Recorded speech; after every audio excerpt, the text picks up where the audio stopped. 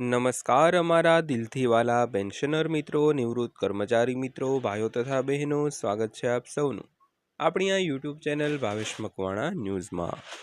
તો પેન્શનર મિત્રો, આજના વિડીયોની અંદર આપણે ચર્ચા કરીશું દરેક પેન્શનરોએ 20 જૂન સુધીમાં આ કામ ફરજિયાત કરવું પડશે, નહીતર જૂન મહિનાનું પેન્શન ખાતામાં જમા નહીં થાય।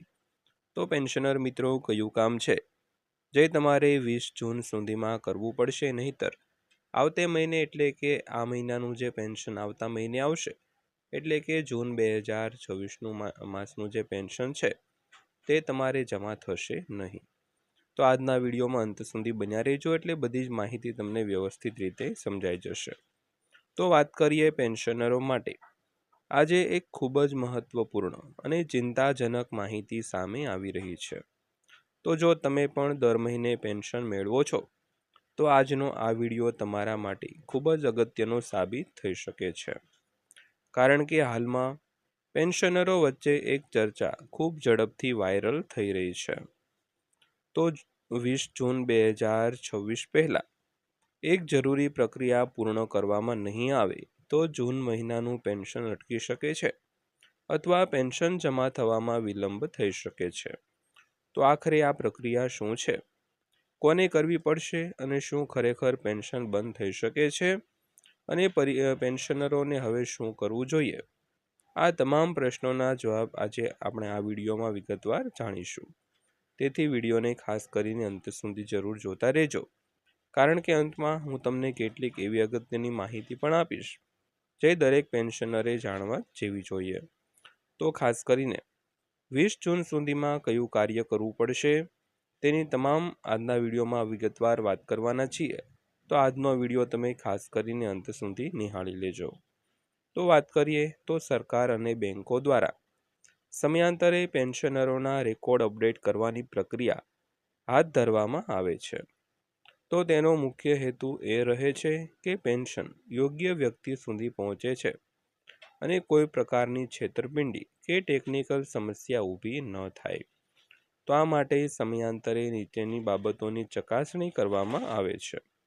તો બેંક કેવાયસી અપડેટ છે કે નહીં, આધાર કાર્ડ બેંક ખાતા સાથે જોડાયેલું છે કે નહીં, મોબાઈલ નંબર સક્રિય છે કે નહીં, પેન્શન ખાતું ચાલુ સ્થિતિમાં છે કે નહીં, તેમજ જરૂરી દસ્તાવેજો અપડેટ છે કે નહીં।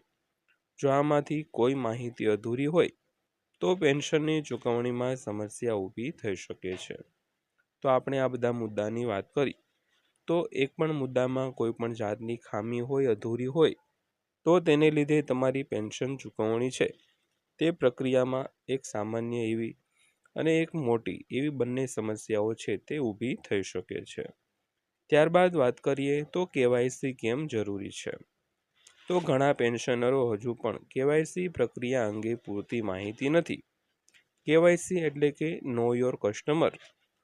તો આ પ્રક્રિયા દ્વારા બેંક ખાતા ધારકની ઓળખ અને વિગતોની પુષ્ટિ કરે છે। જો લાંબા સમયથી કેવાયસી અપડેટ ન કરવામાં આવી હોય તો બેંક દ્વારા ખાતા પર કેટલીક સેવાઓ મર્યાદિત કરી શકાય છે। તો ખાસ કરીને આથી તમામ પેન્શનરો માટે સમયાંતરે કેવાયસી અપડેટ છે તે કરાવવું ખૂબ જ જરૂરી બની જાય છે દોસ્તો। તો ત્યારબાદ વાત કરીએ તો આધાર સીડિંગનું મહત્ત્વ। તો આજના સમયમાં મોટા ભાગની સરકારી યોજનાઓ અને પેન્શન વ્યવસ્થા આધાર સાથે જોડાઈ ગઈ છે। જો આધાર નંબર અને બેંક ખાતાની વિગતોમાં કોઈ તફાવત હોય તો ચૂકવણી પ્રક્રિયા પ્રભાવિત થઈ શકે છે। તેથી પેન્શનરોને સલાહ આપવામાં આવે છે કે તેઓ નજીકની બેંક શાખામાં જઈને આધાર લિંકિંગની સ્થિતિ એકવાર જરૂર ચકાસી લેવી જોઈએ। ત્યારબાદ વાત કરીએ તો મોબાઈલ નંબર અપડેટ હોવો કેમ જરૂરી છે। તો ઘણા પેન્શનરો વર્ષો જૂનો મોબાઈલ નંબર બેંકમાં નોંધાયેલો રાખે છે, પરંતુ જો મોબાઈલ નંબર બંધ થઈ ગયો હોય અથવા બદલાઈ ગયો હોય તો બેંક તરફથી આવતી ઓટીપી અને અન્ય અગત્યની માહિતી છે તે મળી શકતી નથી। તો આ કારણે ઘણી વખત પેન્શન સંબંધિત પ્રક્રિયામાં વિલંબ છે તે થઈ શકે છે। ત્યારબાદ વાત કરીએ તો જીવન પ્રમાણપત્ર અંગે। તો કેટલાક પેન્શનરો માટે સમયાંતરે જીવન પ્રમાણપત્ર રજૂ કરવું જરૂરી બનતું હોય છે. જો કોઈ વિભાગ અથવા બેંક દ્વારા જીવન પ્રમાણપત્ર રજૂ કરવાની સૂચના આપવામાં આવી હોય તો તે સમયસર પૂર્ણ કરવી ખૂબ જ જરૂરી છે. તો આ પ્રક્રિયા હવે ડિજિટલ રીતે પણ સરળતાથી કરી શકાય છે. તો ખાસ કરીને દરેક પેન્શનરોએ પોતાનું ડિજિટલ લાઈફ સર્ટિફિકેટ દર વર્ષે જમા કરાવવું જોઈએ, જેથી તેમનું પેન્શન છે તે સમયસર આવતું રહે. તો ત્યારબાદ વાત કરીએ તો શું ખરેખર 20 જૂન પછી પેન્શન બંધ થઈ જશે? તો અહીં એક ખૂબ જ મહત્વપૂર્ણ બાબત સમજવી જરૂરી છે. તો હાલમાં તમામ પેન્શનરો માટે 20 જૂન 2026 પછી પેન્શન બંધ થઈ જશે એવી કોઈ રાજ્યવ્યાપી અને દેશવ્યાપી સત્તાવાર જાહેરાત ઉપલબ્ધ નથી. તેથી કોઈ પણ વાયરલ મેસેજ અથવા સોશિયલ મીડિયા પોસ્ટ પર આંખ બંધ કરીને વિશ્વાસ કરવો નહીં. જો તમારી બેંક, ટ્રેઝરી કચેરી અથવા સંબંધિત વિભાગ દ્વારા કોઈ ચોક્કસ સૂચના આપવામાં આવી હોય તો તેનું પાલન આવશ્યક કરવું જોઈએ. ત્યારબાદ પેન્શનરો માટે એક જરૂરી સલાહની વાત કરીએ તો જો તમે ઈચ્છતા હો તમારું પેન્શન સમયસર તમારા ખાતામાં જમા થાય તો આજે જ આ નીચેના પગલાં છે તે લઈ લેજો. સૌથી પહેલાં બેંકમાં KYC ચકાસણી કરાવી લેજો. આધાર લિંકિંગની સ્થિતિ તપાસો. મોબાઈલ નંબર અપડેટ કરાવો. ખાતું સક્રિય છે કે નહીં તેની ખાતરી કરો. અને કોઈ દસ્તાવેજ બાકી હોય તો જમા કરાવો. તેમજ જીવન પ્રમાણપત્ર અંગે માહિતી મેળવો. તો આ નાનકડા પગલાં તમને ભવિષ્યમાં મોટી મુશ્કેલીથી બચાવી શકે છે. અંતમાં વાત કરીએ તો આજની માહિતીનો સાર એટલો જ છે કે દરેક પેન્શનરે પોતાના બેંક ખાતા અને પેન્શન સંબંધિત વિગતો એકવાર જરૂર ચકાસી લેવી જોઈએ.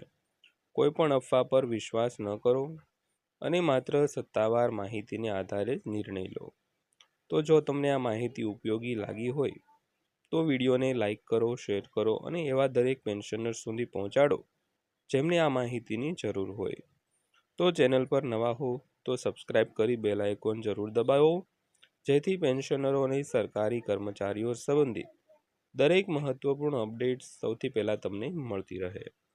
અંતમાં બધાને એટલી જ વિનંતી છે કે હજી સુધી આપણી આ ચેનલ સબસ્ક્રાઇબ ન કરી હોય તો ડેઈલી આવી જ અપડેટો મેળવવા માટે આપણી આ યુટ્યુબ ચેનલ અત્યારે સબસ્ક્રાઇબ કરી લેજો. તો ફરીવાર પાછા મળીશું એક નવા વિડીયો સાથે, નવી માહિતી સાથે. ત્યાં સુધી સૌને જય હિન્દ, વંદે માતરમ.